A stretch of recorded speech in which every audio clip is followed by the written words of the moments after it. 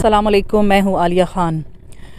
तांदरा dam के वाक़ये ने जितना हर इंसान को दुख, अफसोस और ये इतने बड़े सानहे से जहाँ पे मजबूर कर दिया है ये सोचने पे कि और कितने हादसात हमारी सरज़मीन पर होते रहेंगे, वहाँ पे हमारे खैर ख्वाह कौन हैं ये भी बता दिया।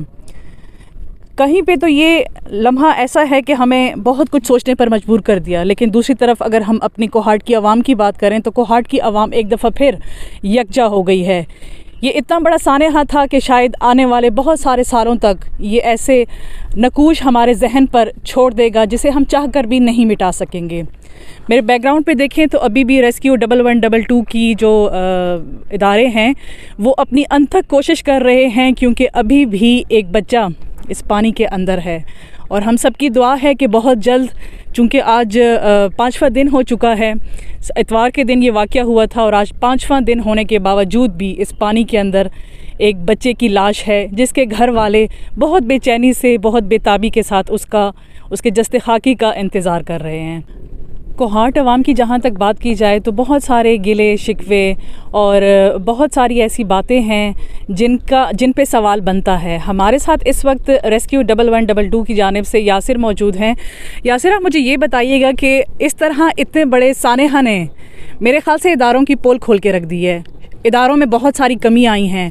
ये सानहा तो हुआ है कोहाट की तारीख़ में पहली मर्तबा, लेकिन इससे पहले भी इस डैम में बहुत सारी जानें ज़ाया गई हैं और फिर ऐसा भी हुआ है कि बहुत सारे घंटों तक वो डेड बॉडी पानी के नीचे पड़ी रही है। तो रेस्क्यू 1122 ने क्यों कभी कोई ऐसा इकदाम नहीं उठाया कि यहाँ पे हमारे पास स्पेशली गोताखोरों की अगर हम बात करें तो वो होने चाहिए ताकि टाइम पे क्विक रिस्पॉन्स वो दे सकें? जी, थैंक यू सो मच। मैं आपकी चैनल के ज़रिए मैं तमाम अवाम को पहले तो ये कहना चाहूँगा कि ये एक छोटा सा वाक़या नहीं, ये सानहा है और ये बहुत बड़ा डिज़ास्टर है।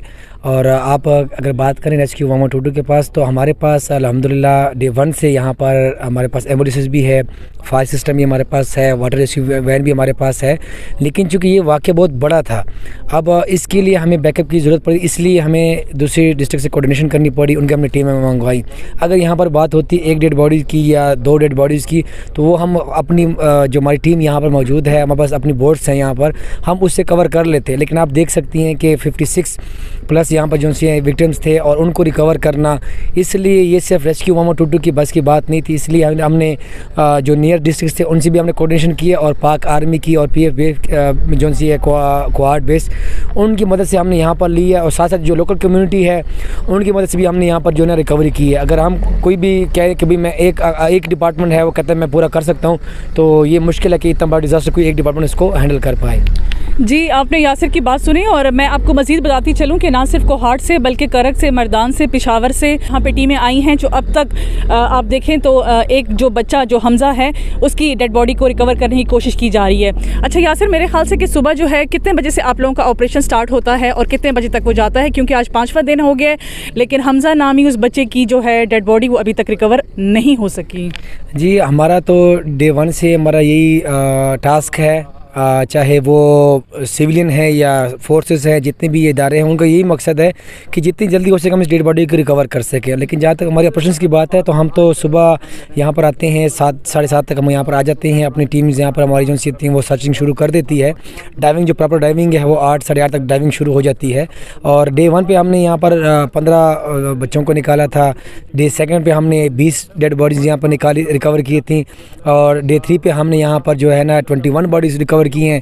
एक जो बदकिस्मती से, शायद हमारी बदकिस्मती समझे या उस बच्चे की, कि वो अभी तक हमें नहीं मिल रहा, उसकी मेन वजह ये थी कि जब ये कश्ती डूबी थी तो इस बच्चे ने स्विमिंग की थी, कुछ हद तक ये गया था, स्विमिंग की थी। अब किसी को एग्जैक्ट नहीं पता कि इसने किस डायरेक्शन में यहाँ मूवमेंट किया था, कहाँ तक ये गया था। उसके बाद उसकी हो गई थी और मुसलसल 5 दिन से यहाँ पर बोट्स चल रही हैं। इसकी वजह से भी है कि वो बॉडी जो सी है वो पानी में शायद अंदर वो तैर रही होगी। तो अभी तक इंशाल्लाह में ऐसी कोई कामयाबी नहीं मिली, लेकिन हमारी कोशिश है और जो पब्लिक यहाँ पर आई हुई है, लोकल कम्युनिटी आई हुई है, इनकी दुआ से इंशाल्लाह हम कोशिश करते हैं कि आज हम किसी तरीके से भी इस डेड बॉडी को रिकवर कर सके, ताकि इनके पेरेंट्स को हम हवाले कर दें। उनके दुख दर्द में इस इलाके के जो सब जितने भी लोग हैं सब गमगीन हैं, सबको दुख दर्द है कि ताकि वो कुछ कम हो सके। तो हमारी सबसे पहली प्रायोरिटी डे 1 से यही है कि हम पहले दिन से तमाम इस चीज़ को रिकवर करें। लेकिन चूँकि सर्दी का मौसम है और बहुत सी चीज़ें ऐसे मुश्किलात आती रहती हैं जो नेचुरल चीज़ें हैं, इस वजह से हमें मुश्किल पेश आ रही है। वेल जी, आपने रेस्क्यू 1122 के तर्जुमान यासिर आखिर की आपने गुफ्तगू सुनी, और जहाँ पे कमियाँ होती हैं वहाँ पे कोताहियाँ भी होती हैं। ज़रूरत इस अमर की है कि जो इतना बड़ा सानहा हुआ, इससे ना सिर्फ इदारे बल्कि जो अवाम है वो किस हद तक आगे उनको सोचने पे ये मजबूर किया जाता है कि बेशक ये ऐसे पिकनिक पॉइंट्स तो होते हैं, लेकिन वहाँ पे सबसे पहले आपकी जान की कदर, आपकी जान की अहमियत सबसे ज़्यादा इम्पॉर्टेंट है। तो आप कितना ख़ुद का ख्याल रखते हैं। यहाँ पे हमारे साथ पब्लिक भी मौजूद है, उनसे हम बात करेंगे और जानना चाहेंगे कि वो इस तरह के इतने बड़े सानहा को कैसे देखते हैं।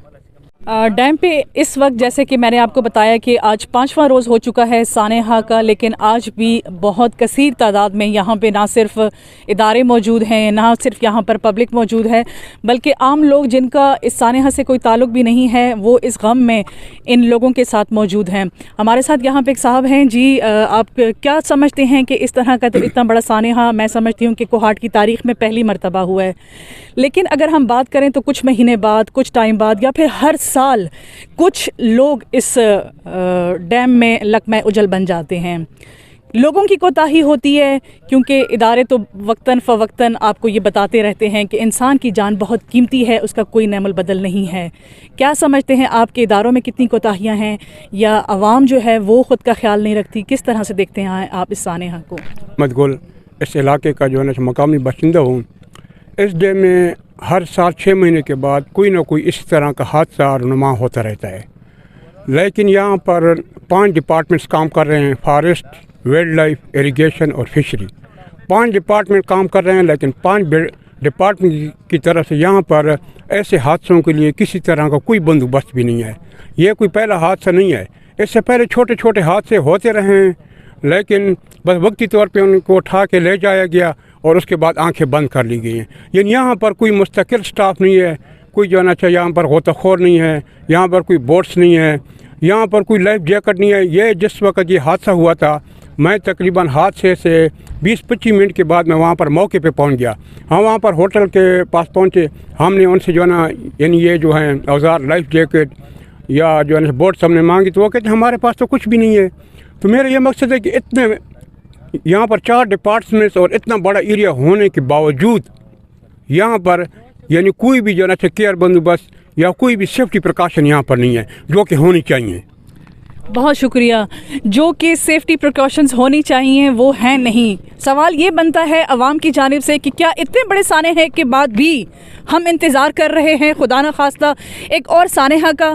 क्या हमें आज के बाद अपनी रविश को बदलना नहीं होगा? कुछ मज़ीद यहाँ पे लोग हैं, उनसे हम जानेंगे।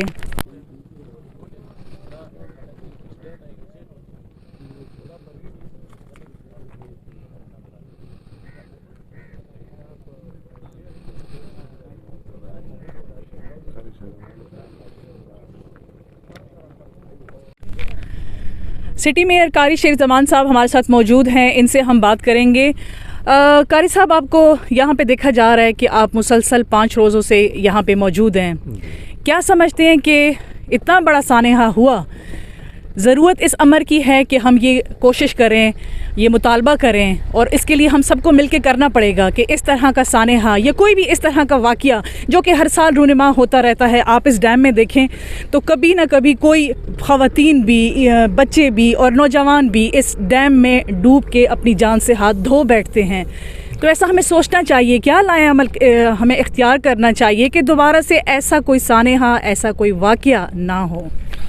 लोगों को एहतियात होना चाहिए है, और इंतज़ामी क्या ज़िम्मेदारी बनती है कि यहाँ जो सेफ्टी है इस पर नज़र रखिए, और जो कमी है इधर मिसाल के तौर पर किश्ती है, इसके साथ जो जैकेट वगैरह औजार होता है वो नहीं है, वो होना चाहिए। और गैर ज़रूरी जो इधर किश्ती है या उसको हिंसी नहीं है उसको बंद होना चाहिए, और इसके जो हुआ है वो तो वापस नहीं आ सकती है, लेकिन इसके बाद हुकूमत की ज़िम्मेदारी है फिर ऐसा वाक़या रहनुमा न हो।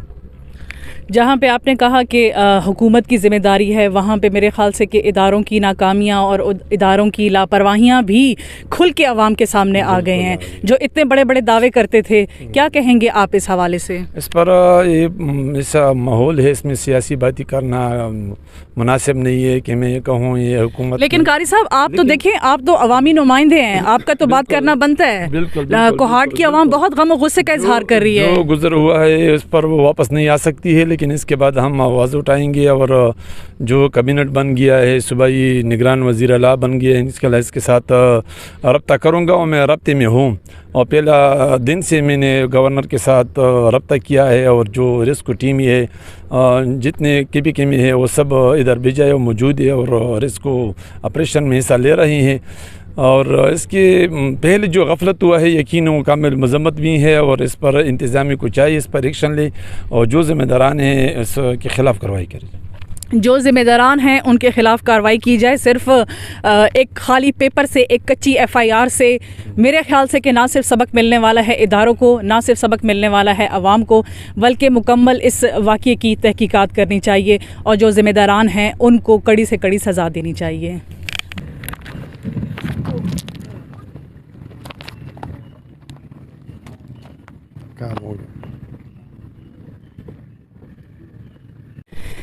वेल जनाब, रेस्क्यू ऑपरेशन में हमारे साथ इस वक्त फ़कीर जान मौजूद हैं, उनकी पूरी टीम मौजूद है यहाँ पे, आप देख सकते हैं। इनसे हम पूछते हैं कि इस आज चूँकि 5वां दिन हो चुका है और इस 5 दिन के दौरान आपको कौन कौन सी मुश्किलात पेश आई हैं? क्योंकि पानी भी बहुत ठंडा है, जनवरी गुजर चुका है और फरवरी का स्टार्ट है, ठंड बहुत ज़्यादा है, आज भी क्लाउडी वेदर है, तो कौन कौन सी ऐसी प्रॉब्लम्स आपको फेस करनी पड़ी हैं? सबसे पहले तो लोकेशन का पता नहीं था, सबसे बड़ा प्रॉब्लम यही था। जब लोकेशन का पता चला, पानी तो ऑलरेडी मौसम ठंडा है तो पानी भी ठंडा था, ज़्यादा टाइम गुजार नहीं सकते हैं। लोकेशन का सर आपका मतलब ये है कि जो लोग डूबे थे उनका एग्जैक्ट नहीं मालूम था आपको? उनका एग्जैक्ट पहले दिन पता नहीं था, फिर जब बाद में पता चला तो सारे डेड बॉडी आसपास तकरीबन 50-100 फीट के फासले पे सब पड़े हुए थे। मगर अभी इसमें जो बच्चा मिस है, इसका लोगों का कहना है कि इसने थोड़ा सा जो है ना वहाँ से मूव किया था और तैर के जो है ना निकला था उस जगह से, तो अभी उसका लोकेशन का पता मालूम नहीं हो रहा है। काफ़ी सर्च किए, तकरीबन 2 दिन से जो है ना उसका 3 दिन से हम लोग सर्च कर रहे हैं। आज जो है वो हम लोगों ने कुंडा सिस्टम जो है ना इसमें वो किए, हो सकते हैं कि इसमें अगर ये वहाँ अपनी जगह से जो है ना 100-200-300 फीट आगे गया हो तो फिर देखते हैं, हो सकते हैं इसमें जो है ना ये फंस जाए। और उस कुंडे में मतलब है कि उसकी स्वेटर आ गई या उसकी कमीज़ आ गई? जी बिल्कुल, उसके कपड़े, स्वेटर सब जो है ना कपड़ों के साथ है, तो कुछ भी किसी भी चीज़ में अगर फंस गया तो इंशाल्लाह निकल के आ जाएगा इंशाल्लाह। क्या समझते हैं आप कि अगर खुदा ना खास्ता अगर आज उस बच्चे की डेड बॉडी रिकवर नहीं होती तो मज़ीद उसमें और कितने दिन लग सकते हैं? असल में पानी ठंडा है तो कम से कम अगर इसको ऐसा छोड़ा जाए तो फिर तो 10 दिन 11 दिन लगेंगे इसमें, इसको निकलने में। और अगर पहले तो हमारा कोशिश यही है कि इंशाल्लाह शाम तक रिकवरी हो जाएगा इंशाल्लाह। ठीक है, इंशाल्लाह। कोहाट की दुआएं सबके साथ हैं, इन लोगों के साथ भी जो कि आज 5वां दिन है, ये सर्दी नहीं देख रहे, ये ठंडा पानी नहीं देख रहे, लेकिन फिर भी तन मन धन से अपना काम सर अंजाम दे रहे हैं। और कोहाट की दुआएं हैं कि उस बच्चे की, हमजा नामी उस बच्चे की जल्द अज जल्द रिकवरी हो सके। हाथ दो इनको, ऐसे बस। हमारे साथ इस वक्त district emergency officer Jawad Khalil rescue 1112 के मौजूद हैं, इनसे हम बात करेंगे। सर, मैं देख रही हूँ कि इस वक्त भी रेस्क्यू 1112 चूँकि आज 5वां दिन हो गया है लेकिन फिर भी उनका ऑपरेशन जारी है, क्योंकि आज भी इस पानी में एक बच्चा मौजूद है जिसके घर वाले बहुत बेचैनी के साथ मुंतज़िर हैं कि कब उस बच्चे का जस्ते खाकी उसके घर पहुँचेगा। और सर ये बताएं कि इतना बड़ा सानेहा हुआ ना सिर्फ कोहाट से बल्कि पेशावर से, मर्दान से, करक से, दूसरे डिस्ट्रिक्ट से यहाँ पे रेस्क्यू 1112 की टीमें आई। क्या सर उसकी वजह ये थी कि आपके साथ वो सहूलियात मौजूद नहीं थी? क्योंकि अवाम बहुत गुस्से में है, अवाम कह रही है कि रेस्क्यू 1112 शायद जो कुछ कहता था, जो जिस चीज़ की वो तर्जुमानी करते थे, वो सारी सहूलियात मौजूद नहीं हैं।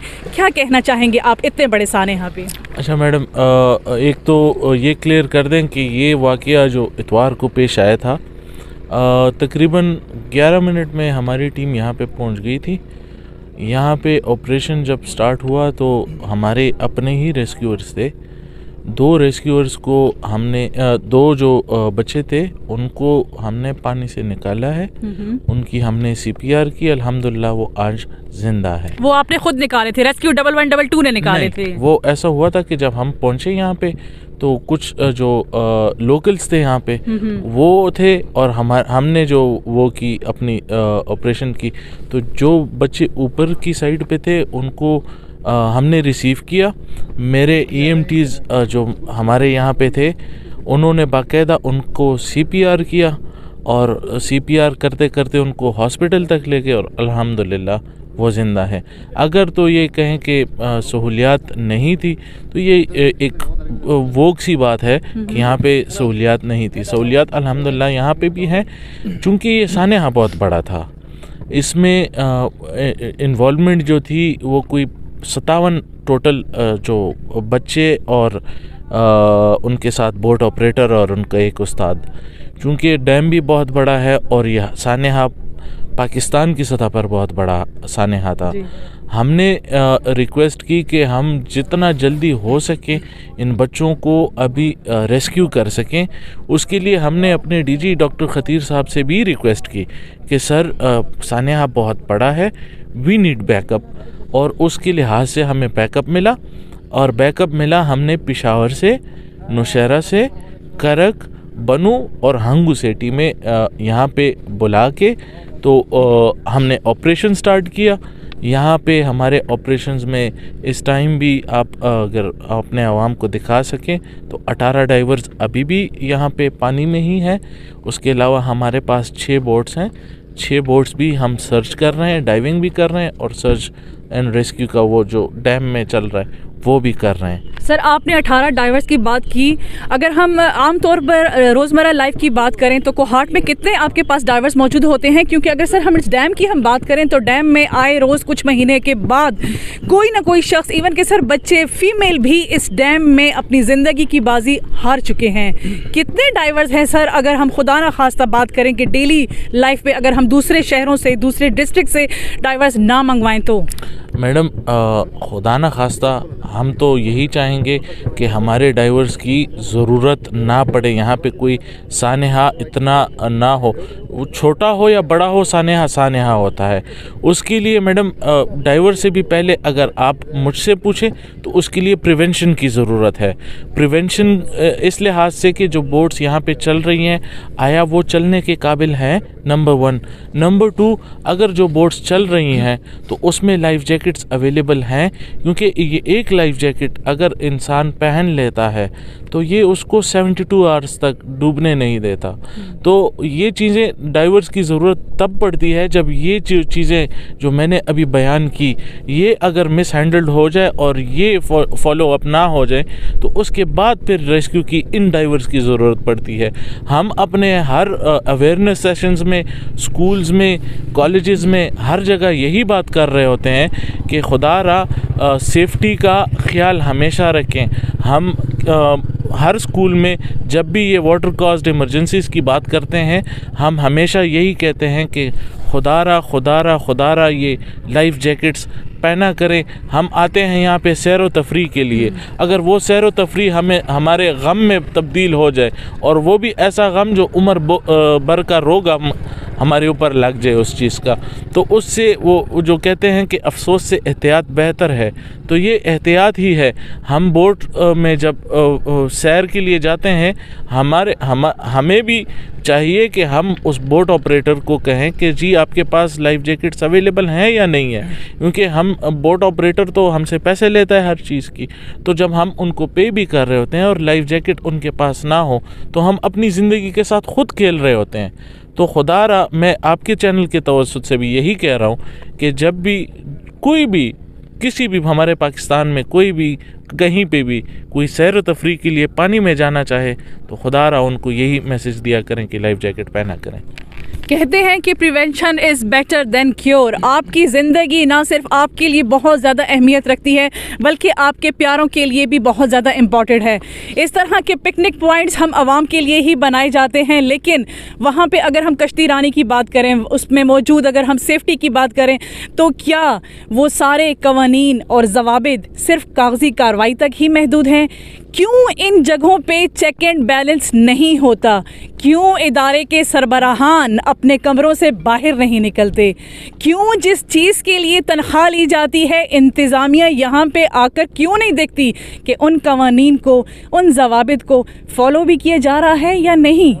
अवाम आपसे पूछती है। आज के लिए बस इतना ही। आलिया खान को दीजिए इजाज़त। अल्लाह ने निगहबान।